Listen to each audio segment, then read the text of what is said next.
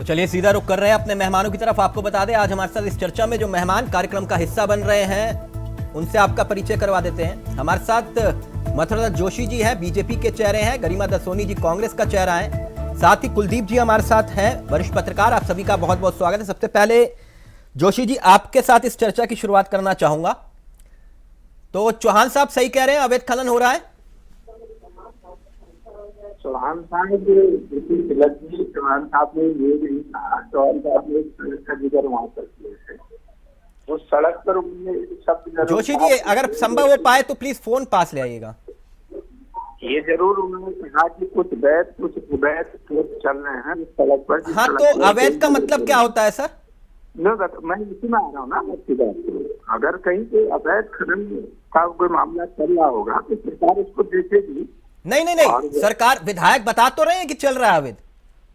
नहीं, ठीक है, विधायक जी ने अपनी बात कही है, लेकिन सरकार का काम भी है देखना।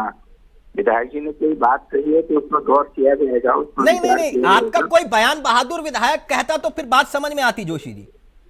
नहीं, इसमें कोई दो राय नहीं। अगर मुन्ना सिंह चौहान कुछ बात कह रहे हैं तो मुझे लगता है कि आप तो बुद्धिजीवी व्यक्ति हैं। आपने भी यूपी की सियासत से उनको देखा है। देखा है ना, तो किसी तर्क के आधार पर ही वो बात कह रहे होंगे। पढ़े लिखे विधायक हैं, कोई ऐसा तो है नहीं कि हवा में आए और विधायक बन गए। निश्चित रूप से किसी आधार पर उन्होंने ये बात कही होगी ना कि अवैध खनन चल रहा है। नहीं, विधायक जी की बात का संज्ञान नहीं लिया जा रहा है। विधायक जी ने जो बात कही है उस बात की जांच भी चल रही है। अगर कहीं पर कोई इस तरीके का काम चल रहा होगा तो निश्चित रूप से नहीं, अगर मगर की बात ही कहाँ आ गई सर? ये सत्ता पक्ष के विधायक थोड़ी ना बोल रहे हैं, प्रीतम सिंह थोड़ी ना बोल रहे हैं वहाँ। नहीं, देखिए ना, एक बात बिल्कुल क्लियर है। कुछ चीजों की तो बिना जांच कराए, बिना तथ्यों को देखे हाँ, विधायक जी ने जरूर कहा। माननीय विधायक है, हमारी पार्टी के वरिष्ठतम नेता है। अगर उन्होंने कोई बात की है तो उसमें गौर करेंगे, सरकार भी देखेगी। अच्छा, गौर करेंगे। तो फिर अगर मुन्ना सिंह चौहान झूठ बोल रहे हैं, अगर मुन्ना सिंह चौहान आपके मुताबिक अगर झूठ बोल रहे हैं तो त्रिवेंद्र सिंह रावत जी भी झूठ बोल रहे थे सदन के भीतर। मैंने ये कहाँ कहा, मैंने ये कहाँ कहा कि मुन्ना सिंह जी झूठ बोल रहे हैं? हाँ, तो आप तो कह रहे हैं कि नहीं, वो तो ये नहीं कह रहे थे। अगर वो होता तो मगर हो जाता। नहीं, अगर उन्होंने कोई बात कही है तो निश्चित रूप से सरकार उससे संज्ञान लेगी। नहीं सर, एक मिनट। मैंने आपके सामने बीजेपी के दो बड़े नेताओं के नाम लिए जी, ठीक, और दोनों मुझे लगता है कि राजनीतिक लिहाज से दोनों का कद मजबूत है। जी। एक त्रिवेंद्र सिंह रावत जो सूबे के पूर्व मुख्यमंत्री रहा, हरिद्वार से सांसद, और दूसरा व्यक्ति वो जो यूपी की सियासत से अपने तर्कों से सदन के भीतर अपनी बात को रखता आया बेबाक तरीके से, मुन्ना सिंह चौहान। बिल्कुल ठीक, तो फिर आप दोनों में से किसी एक को बोलिए कि दोनों झूठ बोल रहे हैं। मैं ये बात बिल्कुल नहीं कहूंगा कोई झूठ बोल रहा। अगर कोई पार्लियामेंट में कोई बात होती है तो निश्चित रूप से कहीं पर कोई बात त्रिवेंद्र सिंह रावत जी ने देखी होगी। वो सूबे के पूर्व मुख्यमंत्री भी रहे हैं। हाँ। और वरिष्ठतम नेता है। अगर उन्हें तो उसमें सब जांच हो रही है, आप ही देखिए जांच हो रही है। ओके गरिमा जी, वो कह रहे हैं जांच तो हो रही है। जो काम सत्ता पक्ष के विधायक को करना चाहिए, एक मिनट जोशी, जो विपक्ष के विधायक को करना चाहिए वो सत्ता पक्ष के विधायक कर रहे हैं। देखिए, मैं कहना चाहती हूँ उत्तराखंड का और भाजपा का हाल आज ऐसा हो गया है कि हमें तो अपनों ने लूटा, गैरों में कहाँ दम था। हमारी तो किश्ती वहां डूबी जहाँ पानी कम था। एक तरफ उत्तराखंड के पहाड़, उत्तराखंड के मकान दरक रहे हैं इस अवैध खनन की वजह से। बागेश्वर में जो खड़िया खनन को लेकर हाईकोर्ट ने टिप्पणी दी है वो बहुत तल्ख टिप्पणी है, अभी 10 जनवरी को दी है, और उन्होंने रोक लगा दी अवैध खनन जो वहां हो रहा था, खनन पर ही रोक लगा दी। और यहाँ देहरादून की 2 नदियों पर रोक लगा दी गई। उसके बावजूद आप देखिए कि जनवरी से भी पहले त्रिवेंद्र रावत जी ने ये बात जो है वो संसद में कही। वो हरिद्वार से सांसद हैं, पूर्व मुख्यमंत्री हैं उत्तराखंड के। कम से कम उनको दर्द है उत्तराखंड का, और उन्होंने अपनी ही सरकार उत्तराखंड में है, उसके बावजूद उन्होंने उस पर सवालिया निशान लगाते हुए जिस तरह से बहुत ही साफ गोई के साथ बताया वहां सदन में सबको कि उत्तराखंड में आखिर चल क्या। नहीं गरिमा जी, जोशी जी कह रहे हैं कि उनका कहने का मतलब मुन्ना सिंह चौहान जी का वो नहीं था जो आप लोग निकाल रहे हो। मुन्ना सिंह चौहान को अगर मैं कोट अनकोट करूं तिलक जी, तो मुन्ना सिंह चौहान जी एक अधिकारी को फोन पर कह रहे हैं साले सब चोर भरे हैं नदी में। इतनी तल्ख भाषा में, इतनी अभद्र भाषा में वो अधिकारी से बात कर रहे हैं। इसका मतलब कुछ बड़ा खेला हो रहा है, छोटा मोटा नहीं हो रहा है। और ये कहावत तो ये है कि तू इधर उधर की बात ना कर, ये बता कारवा लुटा कैसे। जोशी जी, मैं जोशी जी से कहना चाहती हूँ, आखिर क्या बात है, आंखों में आंखें डालकर क्यों नहीं बात कर पा रहे हो? पूरी डिबेट में या तो इधर देख रहे हो या उधर देख रहे हो, आंखों में आंखें डालकर बताओ ना, पक्ष रखो ना अपनी पार्टी का अगर कुछ है। अधिकारी को शुरुआत जब नई सरकार चुनी जाती है तिलक जी, शुरुआत के 2 महीने में पता चल जाता है कि मेरी सरकार की प्राथमिकता क्या होगी, मेरी सरकार सख्त किस विषय में जोशी होगी, जी। उसकी प्रेफरेंसेस और प्रायोरिटी शिक्षा होगी, एजुकेशन होगी या क्या होगी। लेकिन यहाँ अधिकारियों को मैसेज मिल गया है, एक सटल तरीके से मैसेज मिल गया है। गरिमा जी कह रही हैं आंखें मत चुराइए, आप जो है अवैध खनन आंख होने में आंख डाल दीजिए, के आप बोलिए कि सुन आपके लीजिए। विधायक सच बोल रहे हैं। जी मैंने कहा तिलक जी, माननीय विधायक जी ने जो बात की है, सरकार इसमें जांच करा रही है। अगर कहीं पर भी अवैध खनन हो रहा होगा तो निश्चित रूप से उन अधिकारियों के खिलाफ कार्रवाई होगी और अवैध खनन करने वालों के खिलाफ भी कार्रवाई होगी। नहीं तो त्रिवेंद्र सिंह रावत ने जो बात सदन में कही, आपने उस पर भी तो कोई एक्शन नहीं लिया ना। ये धाकड़ धामी जी की सरकार है और निश्चित रूप से कार्रवाई होगी। धामी जी किसी को छोड़ने वाले नहीं है। अगर कोई गलत काम हो रहा होगा वो अगर संज्ञान में आएगा, गरिमा जी, और माननीय विधायक जी ने जो बात कही है प्रवक्ता की तरह ये भी शुरू हो गए 500 ग्राम की मक्खन की बट्टी लेकर धामी जी पर मक्खन लगाना। अभी नए नए गए हैं तो इनको वहाँ पर अपने नंबर भी बढ़ाने हैं धामी जी की नजर में। पर सत्यता ये है तिलक जी कि धामी जी का बार बार ये जो चुनाव प्रचार में बोरिया बिस्तर लेकर वहाँ गाँव बताने चल देते हैं, उसका खामियाजा जो है उत्तराखंड को भुगतना पड़ता है। यहाँ 2 जनप्रतिनिधियों के बीच में गैंगवॉर की स्थिति है। यहाँ राष्ट्रीय खेलों में जो है पदक बेचे जा रहे हैं, मैच फिक्सिंग हो रही है, उत्तराखंड के चेहरे पर एक बदनुमा छाप होता जा रहा है। और मुख्यमंत्री जो अवैध खनन, अगर त्रिवेंद्र रावत जी ने जो सदन में बात कही, अगर मुख्यमंत्री जी केस गए होते, डेफिनेटली वो मुख्यमंत्री के कॉम्पिटिटर हैं, डेफिनेटली वो उनका 36 का आंकड़ा धामी जी का और त्रिवेंद्र रावत जी का। लेकिन त्रिवेंद्र रावत जी ने अगर जनहित में और प्रदेश हित में कोई बात कही है तो मुझे लगता है धामी जी को उसका अनुसरण करना चाहिए था। एक मिनट, कुलदीप जी रहेंगे, एक मिनट रुकिए, एक मिनट कुलदीप जी, यहाँ ये है कि कोई भी एक मिनट कुलदीप जी रहेंगे, आप कुलदीप जी रहेंगे। कुलदीप जी, राजनीतिक परिप्रेक्ष्य में जितना मैं मुन्ना सिंह चौहान जी को व्यक्तिगत रूप से जान पाया, व्यक्ति सदन के भीतर और बाहर काम करने की अपनी एक अलग शैली है। कह दिया तो कह दिया, बात से पीछे नहीं हटना और तर्क के आधार पर। तो मुन्ना सिंह चौहान कोई बात कह रहे हैं, उसमें कुछ ना कुछ तो बात होगी जरूर। और मेरा सवाल व्यक्तिगत रूप से एक और भी है चौहान साहब से कि जब उनको मालूम है ये अवैध खनन हो रहा है तो उन्होंने अब तक एफआईआर क्यों नहीं दर्ज करवाई? वो तो खुद इतने विद्वान व्यक्ति है, उनको तो नियम कायदे कानून जुबानी याद है, सब कुछ एक एक चीज याद है। नहीं कुलदीप जी, ये समझ में नहीं आ रहा कहानी क्या है। देखिए तिलक जी, पहले तो उत्तराखंड में खनन को लेकर के चाहे कोई भी राजनीतिक दल हो, हाँ? उनकी प्राथमिकताएं कभी वैध नहीं रही। बिल्कुल ठीक है, ये हमने तमाम सरकारों में देखा है और लिखा भी है और तथ्यों के साथ लिखा है। ठीक है, दूसरी बात यह है, आपने मुन्ना सिंह चौहान जी को लेकर के बात की, इसमें कोई संदेह नहीं है कि मुन्ना सिंह चौहान जी इस प्रदेश के सबसे विद्वान और संवैधानिक व्यवस्थाओं को, विधायिका को जानने वाले विशेषज्ञ और मर्मज्ञ विधायक। लेकिन एक होती है पार्टी लाइन, प्रदेश में उनकी सरकार है।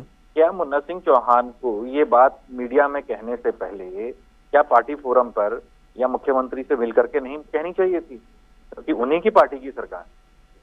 लेकिन अगर ये बात उन्होंने मीडिया में कही है तो फिर सवाल खड़े होते, सवाल इसलिए भी खड़े होते हैं क्योंकि जैसा अभी गरिमा जी ने बताया, इसमें कोई संदेह नहीं है, ये स्पष्ट यहाँ पे दिखता है कि मुन्ना सिंह चौहान जी का झुकाव त्रिवेंद्र जी की तरफ रहा है। हाँ।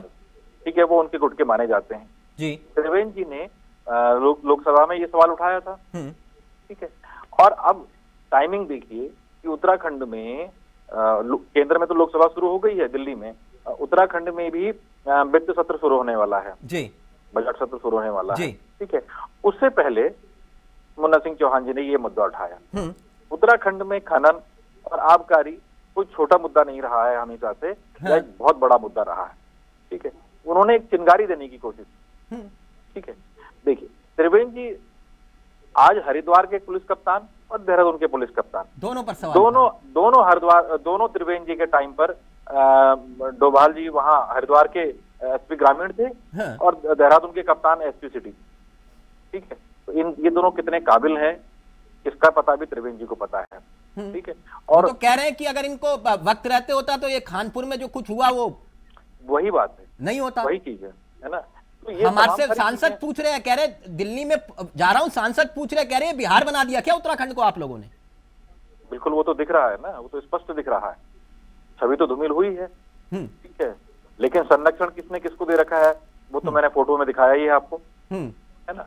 तो ये ऐसा कोई विशेष वो नहीं है उत्तराखंड में खनन को लेकर के, वैध खनन। नहीं कुलदीप भाई, आप बिल्कुल सही कह रहे हो, लेकिन क्या वाकई में ये राजनीतिक बयान ही है मुन्ना सिंह चौहान का? देखिए, खुद ये समझने वाली बात है कि पार्टी का विधायक, इसकी सरकार है, अगर वो पार्टी फोरम पे और सरकार के पास जाकर, क्या मुन्ना सिंह चौहान मुख्यमंत्री ने मुन्ना सिंह चौहान जी से मिलने से मना किया हुआ है? अगर क्या खनन के मुद्दे पर या जन समस्याओं के मुद्दे पर, किसी मुद्दे पर अगर उनकी पार्टी का विधायक मुख्यमंत्री से मिलने आता है तो क्या मुख्यमंत्री मना करेंगे? गरिमा, आप इस स्टोरी पर यकीन करती हैं जो बात कुलदीप जी कह रहे हैं?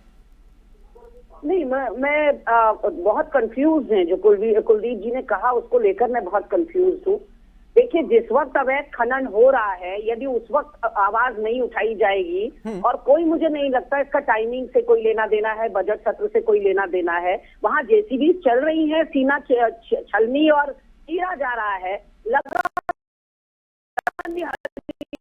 रावत जी अवैध लेकर आवाज उठा रहे हैं, एक जगह नहीं पूरा प्रदेश जो है पड़ा है। ये हम भी कह रहे हैं, मुन्ना सिंह चौहान जी ने तो पुष्टि कर दी है उस बात की। तो सवाल बड़ा ये उठता है कि मुख्यमंत्री कितनी तवज्जो दे रहे, क्या पता मुन्ना सिंह चौहान जी ने अपॉइंटमेंट लिया हो, क्या पता उन्होंने मिलना चाहा हो और मुख्यमंत्री जी से स्वयं ये बात रखने दी हो, लेकिन चक्रेतों ने चारों तरफ घेर रखा है मुख्यमंत्री को, और मुख्यमंत्री अवेलेबल होंगे तब ना कोई अपनी शिकायत कहेगा। मुख्यमंत्री है देहरादून में या उत्तराखंड में, जो मुख्यमंत्री उनसे मुख्यमंत्री से लोग अपनी पीड़ा रख पाए, तो मुख्यमंत्री को दर भटकने से फुर्सत नहीं है, प्रचारक बनने से फुर्सत नहीं है। और यहाँ पर मैं गरिमा जी एक मिनट कुलदीप जी अपनी बात रखना चाह रहे हैं जी। ठीक है, पार्टी की लाइन से हट करके अगर पब्लिक में बयान देना, ये अपने आप में सवाल खड़ा करता है। बिल्कुल सही बात है। क्या वो पुलिस में नहीं जा सकते थे? क्या उन्होंने मुख्यमंत्री के पास रिपोर्ट की इस क्षेत्र में अवैध खनन हो रहा है? और ऐसा नहीं है कि भाजपा के टाइम पर ही खनन हो रहा हो, कांग्रेस के टाइम पर गौला में ट्रक खड़े होते थे, सबको दिखाई देता था, यमुना में ट्रक खड़े होते थे, सबको दिखाई देता था, हरिद्वार में ट्रक खड़े होते थे, सबको दिखता था। उत्तराखंड में खनन को लेकर के कोई किसी की नियत साफ रही हो, किसी राजनीतिक दल की नियत साफ रही हो या किसी राजनीतिक दल के नेता की नियत साफ रही हो, ये कभी नहीं दिखाई दिया। उत्तराखंड का जो नुकसान होना था, इसकी राजनीति का जो नुकसान होना था, राजनीति की कुलदीप जी जो बात कह रहे हैं बिल्कुल सही है। एक मिनट रुकिए, एक मिनट मथुरा जी, उसके बाद नहीं उस बात में आपने तो राजनीति के कई बसंत देखे ना, तिवारी जी शासनकाल को भी देखा बहुत करीब से। एक मिनट, वो ये कह रहे कि भाई कौन सी ऐसी सरकार रही जिसके दामन पर अवैध खनन का दाग ना रहा हो, और आबकारी विभाग और जोड़ लीजिए, रहा ना जोशी जी। तो इस बार जो सरकार के ऊपर ये दाग लगाने की कोशिश है या फिर दाग लग रहा है, तो इसको मिटाने की जिम्मेदारी किसकी है? निश्चित रूप से सरकार की है, सरकार पूरा प्रयास कर रही है। लेकिन ये दोनों विभाग ऐसे हैं कि आप कुछ भी नहीं करोगे भी आपकी बदनामी होगी, करोगे तब भी बदनामी होगी। मैं तो अभी मुन्ना सिंह जी का जो जिगर आपका हो रहा है तो आपका, मैं उनका केवल वीडियो सुन रहा था। मैं समझता हूँ किसी प्रेस में उन्होंने कहा किसी अधिकारी को फटकार लगा रहे हैं कि भाई इस तरीके की हरकत नहीं, देखिए जोशी जी, ना ना ना ना ना ना ना ना ना, आप कह रहे हो मुन्ना सिंह चौहान को आप जानते हो व्यक्तिगत रूप से, मैं लिखित रूप से देख सकता हूं। एक मिनट रुकिए ना गरिमा जी, एक मिनट रुकिए ना। जो उनको बोलना है, जो उनको बोलना है वो वही बोलेंगे, आप प्रश्न कुछ भी पूछ लीजिए। मेरी बात समझ रहे हैं जोशी जी? मैं कोई माइका लाल कितना बड़ा पत्रकार अपने आप को मान ले, मुन्ना सिंह चौहान वही बोलेंगे जो उनको बोलना है, उनसे निकलवा नहीं सकता। बोलिए, मैं गलत बोल रहा हूं? मैं ये नहीं कह रहा हूं कि उनको कोई निकलवा नहीं, आप कह रहे हो कि वो बोल कुछ और रहे थे, हम कुछ और पेश कर रहे हैं। सर कैसे हो सकता है? मैंने ये नहीं कहा, आप खाली घुमा रहे हैं उसको। मैंने ये कहा कि उन्होंने कहा किसी अधिकारी को, मैंने कहा जो अधिकारी का वीडियो जो किसी अधिकारी से बात कर रहे हैं, हाँ। वो वीडियो सामने आ रहा है। मैं अच्छा, वो वीडियो फेक है? मुझे दो बातें रखनी ये बहुत important है। गरिमा जी देखिए फेक भी हो एक तो सकता है, मतलब जोशी जी का कोई इंटरेस्ट यहाँ दिखाई नहीं पड़ रहा है डिबेट में, एज अ प्रवक्ता टोटल फेलियर नजर आ रहे हैं, इसलिए क्योंकि आपकी रिपोर्ट पर भी इन्होंने गौर नहीं किया। आपकी रिपोर्ट में वो क्लिपिंग है ही नहीं जिसमें वो अधिकारी से कह रहे हैं कि नदियों में सारे सब चोर भरे हुए हैं, वो क्लिपिंग नहीं है। आपकी रिपोर्ट में जो क्लिपिंग है वो पत्रकारों से, मीडिया से खुद मुखातिब होते हुए उन्होंने कहा है, तमाम आईडी सामने लगी हुई है। अब मथुरा जोशी जी को सावन के अंधे को हरा ही हरा नजर आ रहा है तो कोई क्या कर सकता है। आपकी जो क्लिपिंग है वो साफ तौर पर मीडिया से बातचीत की क्लिपिंग है, नंबर 1। नंबर 2, हाई कोर्ट ने बहुत बड़े अपराध से तुलना करी अवैध खनन की और कहा सालाना 2300 करोड़ का नुकसान हो रहा है, रॉयल्टी जो नहीं भरी जा रही है। अवैध खनन कहते ही उसको जो रॉयल्टी ना भरे, और रॉयल्टी नहीं आ रही है सरकारी खजाने में, तो 2300 करोड़ का सालाना नुकसान हो रहा है। जोशी जी रहेंगे, अब जोशी जी को वक्त दीजिए। एक मिनट गरिमा जी, जोशी जी को बोलने दीजिए प्लीज। आराम से कुलदीप भाई। इस बात को ये कह रहे हैं कि नुकसान करोड़ों का नुकसान हो रहा है, जहां खनन से मात्र 40 करोड़ रुपया आता था, आज अभी तक का जो कलेक्शन है, आज से 10 करोड़ रुपया खनन भरण का कलेक्शन है। तो सरकार कहाँ अवैध काम कर रही है कि या सरकार कहाँ अवैध खनन करवा रही है? जब सरकार के अधिकारी या सरकार स्वस्थ होगी, इसलिए तो खनन में राजस्व की वृद्धि हो रही है। सरकार कहीं पर भी अवैध खनन नहीं करा रही है। हाँ, हाईकोर्ट ने कहा है, वो राजेश्वर के मामले में कहा है, जहाँ जोशी जी कृपया करके आप, क्योंकि आपने निगाह नहीं बनाई, पहले निगाह नहीं बनाई खनन के मामले में, तो मैं आपको अपडेट कर देती हूँ। इस 10 जनवरी 2025 को बहुत बड़ा जजमेंट आया है बागेश्वर में अवैध खनन को रोकने के लिए, और कहा है उन्होंने कि पहाड़ों को नुकसान हो रहा है, मकानों को नुकसान हो रहा है, दरअसल है मकान, और लोग दहशत में जीने को मजबूर है और वो जेल के सूत्रों से आगे जाएंगे। मैं आपको विश्वास के साथ इस बात को कहना चाहता हूँ। नहीं, ये कुलदीप जी, ये थ्योरी जो मथुरा जोशी जी दे रहे हैं, कह रहे हैं कि अगर अवैध खनन हो रहा होता तो राजस्व को इतना फायदा कहां से होता। कभी ऐसी थ्योरी यशपाल आर्य जी भी दिया करते थे। ये थ्योरी तो परमानेंट है दोनों राजनीतिक दलों की। हाँ, दोनों राजनीतिक दलों की तरफ से ये हुआ है और होता रहेगा। कभी भी ये इसमें कभी आदर्श स्थिति नहीं आ पाएगी, क्योंकि राजनीतिक परिप्रेक्ष्य में एकमात्र खनन और आबकारी ऐसा विभाग है। एक मिनट जोशी जी, 1 मिनट कुलदीप जी बात रख रहे हैं, 1 सेकंड। राजनीतिक दल पोषित होते हैं, ठीक। खनन और आबकारी ये दोनों एकमात्र ऐसे विषय हैं, ऐसे विभाग हैं, हाँ। जहां से सत्ता की सीढ़ी के लिए राजनीतिक दल पोषित होते हैं। मैं साफ और स्पष्ट शब्दों में कह रहा हूं, ठीक है। और मैं अपना एक घटनाक्रम बता रहा हूं तिलक जी, ये बात 10 साल पहले की है। मैं हरिद्वार जिले में मुझे खबर करने का मौका मिला, मैं रिपोर्टिंग के लिए तो गया था। तो मैं खनन पर जब काम कर रहा था, मैंने लोगों से वहां पर बातचीत करी। खनन के बीच में मैं चला गया, कई ट्रैक्टरों के बीच में, ट्रॉली के बीच में, उन लोगों से जब बातचीत करी मैंने, तो एक ने मुझे बड़े उससे कहा कि भाई साहब, ये तो गंगा का प्रसाद है। ये एक खनन के माफिया का बयान था, ये तो गंगा का प्रसाद है, ठीक है। और गंगा के प्रसाद पर राजनीतिक दल बढ़िया भोग लगा रहे हैं, ठीक है। और फाइनल एक कमेंट आप सभी से मेरा, अब क्या लग रहा है आपको कि चौहान साहब के इस बयान के बाद, क्योंकि आपने टाइमिंग का जिक्र किया, सदन में मुद्दा गूंजेगा या मामला ठंडा हो जाएगा? क्या लग रहा है आपको? देखिए, ये डिपेंड करता है मुख्यमंत्री पर कि मुख्यमंत्री इस मामले को किस तरह से इस पर प्रतिक्रिया देते हैं। विपक्ष की भूमिका क्या रहेगी गरिमा जी? देखिए, मैंने आपसे ही सुना था तिलक जी कि यदि पीएम, डीएम और सीएम चाहें तो नशे का कारोबार नहीं फल फूल सकता, और वो लाइन मुझे बहुत अच्छी लगी थी। मैं अब अवैध खनन के लिए भी उसी को यूज करना चाहूंगी कि यदि सीएम और डीएम चाहे किसी भी जिले का और किसी भी प्रदेश का, तो अवैध खनन फल फूल नहीं सकता, पल्लवित पुष्पित नहीं हो सकता। अधिकारियों को साफ पता होता है मेरी सरकार क्या चाहती है मुझसे। चौहान साहब को कैसे समझाओगे? सख्त हो सकती है। नहीं, चौहान साहब तो वरिष्ठतम व्यक्ति हैं, खुद समझे व्यक्ति हैं, उनको हमें समझाने की आवश्यकता नहीं पड़ेगी, क्योंकि वो जानते हैं, हर चीज जानते हैं। क्योंकि वो समझेंगे नहीं, आप भी जानते हो। नहीं, क्यों नहीं समझेंगे, सयाने आदमी है, विद्वान आदमी है। और मैं लेकिन एक बात आपके चैनल के माध्यम से जरूर कहना चाहता हूँ, जो बात कही जा रही है वो बिल्कुल गलत बात है। अगर कहीं पर भी अवैध खनन करते हुए कोई भी पकड़ा जाए। चौहान साहब, अगर आप सुन रहे हैं तो मुन्ना सिंह चौहान जी, आप भी जानते हैं, हम भी जानते हैं, आप बेबाक हैं, तो एक FIR दर्ज करवाइए जो अवैध खनन कर रहे हैं उनके खिलाफ। आप भी चलाइए मुहिम और हम भी चलाएंगे। थैंक यू सो मच, बहुत बहुत शुक्रिया जोशी जी आपका भी, गरिमा जी आपका भी और कुलदीप जी आपका भी। नमस्कार, जय हिंद, जय भारत, जय उत्तराखंड।